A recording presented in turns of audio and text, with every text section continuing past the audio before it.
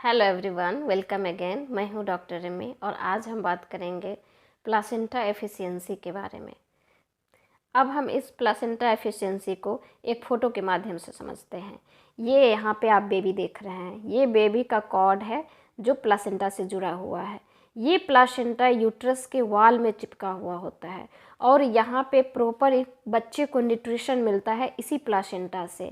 Mother से सारा nutrition लेके प्लासेंटा यहाँ पे एब्जॉर्ब करता है, यानी कि स्टोर करता है और फिर यहाँ से जनरेट करता है बच्चे तक, यानी कि बच्चे को यहीं से सारा खाना, ऑक्सीजन, जो भी बच्चे के प्रॉपर न्यूट्रिशन की ज़रूरत होती है, ये सारा बेबी को ही मिलता है।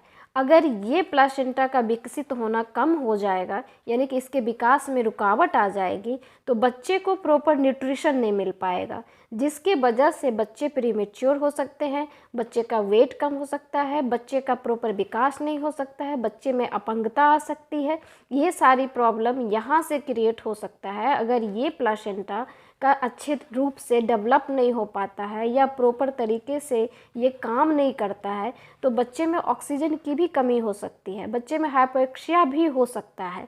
तो इसका मजबूत होना, यानी कि इसका प्रॉपर विकसित होना, इसका अच्छे से काम करना, इसमें सर्कुलेशन अच्छे से होना, ये बहुत ज़रूरी है बच्चे के लिए।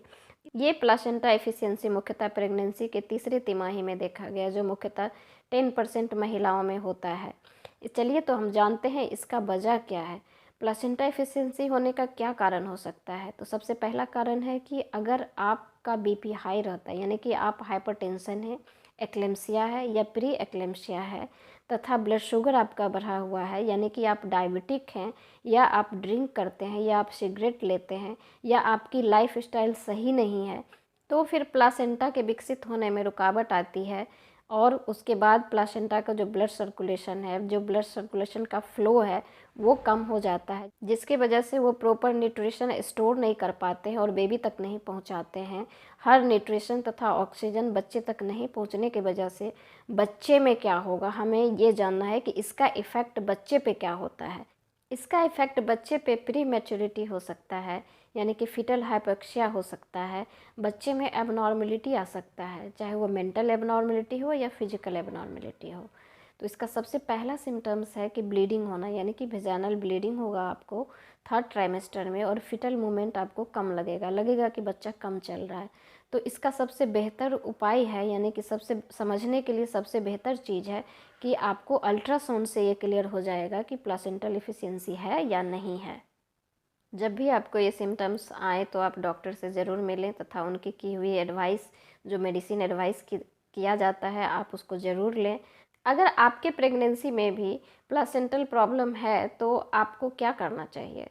सबसे पहले तो आपको थोड़ा सा रेस्ट करनी चाहिए तथा आपको हल्की फुल्की पेल्विक एक्सरसाइज करनी चाहिए, मॉर्निंग वॉक ताज़ी हवा में करनी चाहिए।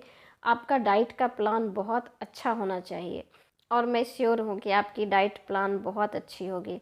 लेकिन प्लासेंटल एफिशिएंसी के लिए सबसे बेस्ट फ्रूट्स जो होते हैं, वो एक फ्रूट है अनार। आप अनार या तो खाएं या फिर उसका जूस, डेली 1 गिलास जूस या 1 अनार आप ज़रूर खाएं। अगर प्रेगनेंसी के दौरान आपको ब्लड शुगर हाई रहता है या फिर हाइपरटेंशन रहता है, तो आप इसकी मेडिसिन रेगुलर लें। बीच में कभी भी इस मेडिसिन को गैप ना करें, क्योंकि इसके वजह से प्लासेंटल एफिशिएंसी होने की संभावना बढ़ती है। और अगर आप स्मोकिंग करती हैं तो आप उसे छोड़ दें। हमेशा आप अपने डॉक्टर अंडर ट्रीटमेंट में रहें तथा वो जो भी एडवाइस करती हैं आप ज़रूर फॉलो करें। Thank you.